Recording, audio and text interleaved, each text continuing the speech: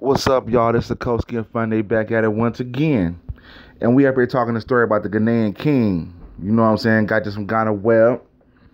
And before I get deep into this, I'd like to thank my ancestors, you know what I'm saying, for giving me the knowledge, wisdom, and understanding, to put this stuff on out here. And also like to thank you, the subscriber. Much love to y'all. Y'all been helping the channel grow and doing the things that it need to be do. And I got much love, and I'm very proud and humbled by that. You know what I'm saying? So this came out just a couple weeks ago, December 30th, 2018. And this is the story of a Ghanaian king who led a slave rebellion in Jamaica in 1760. Tacky was a Fulani king from the Gold Coast.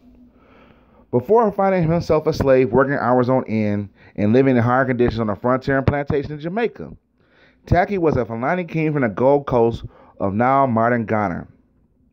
There are no records of what group of Fulani he ruled over before becoming a slave. But research indicates that he might have been a ruler of a settlement of Comatis in the central region of Ghana. Tacky was a wealthy merchant and slave trader himself until he was captured during the Commodore Wars and sold off to slavery when the state was defeated. In 1759, after years of toiling and suffering on plantations, Tacky and his allies, Ya, Sabadu, and Karating, who were also Ghanaian descent, escaped into a cave far beyond the plantation to plan a rebellion. They escaped during the day when everybody was occupied with work, or at night and returning before daybreak.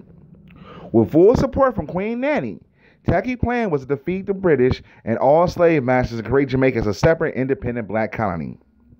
Known as the Tacky War or the 1760 Easter Rebellion of Port Maria, the rebellion took place a year later and became the second largest and the most shocking rebellion 30 years after Buffalo led the Amamas in the 1733 St. John slave insurrection. The massive Abercrombie vote is considered one of the longest lasting rebellions quoted in the history of the Americas. On May 1760, Tacky and his followers started a revolt in the early hours of the morning, starting at the plantation where they worked, killing their owners and thus freeing all the slaves. The former slaves joined the revolt immediately and ran off to spread the word of the revolt to other plantations. With a good number of followers, they quickly made their way to Fort Helene, where Tacky was killed the storekeeper, and instructed his men to pick up all the machines and gunpowder they can get. According to oral tradition, Tacky and his slaves were strengthened and protected by the opening spiritual leaders who had been labeled witchcraft doctors by the Westerners in Jamaica.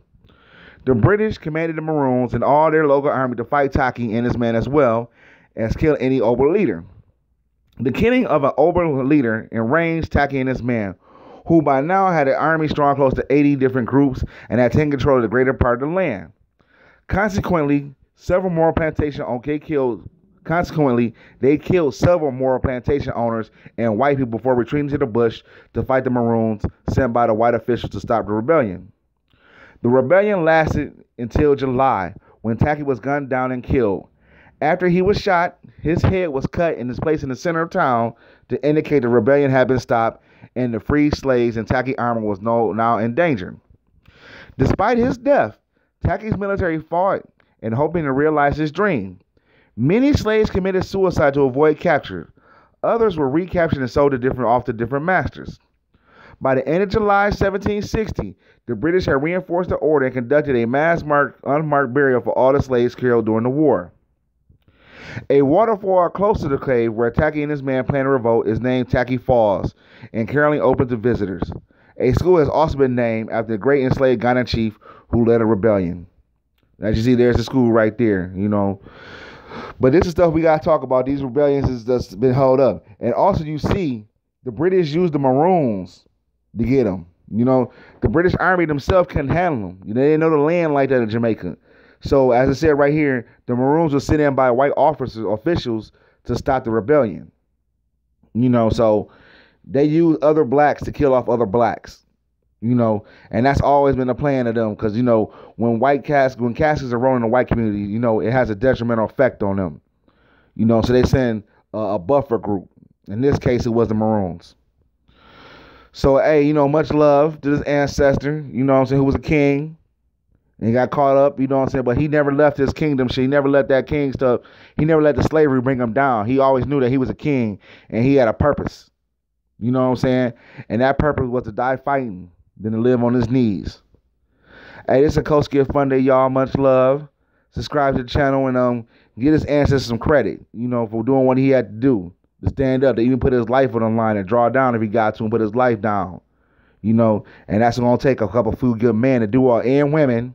Can't forget about the women to do that. Y'all have a wonderful one. Peace.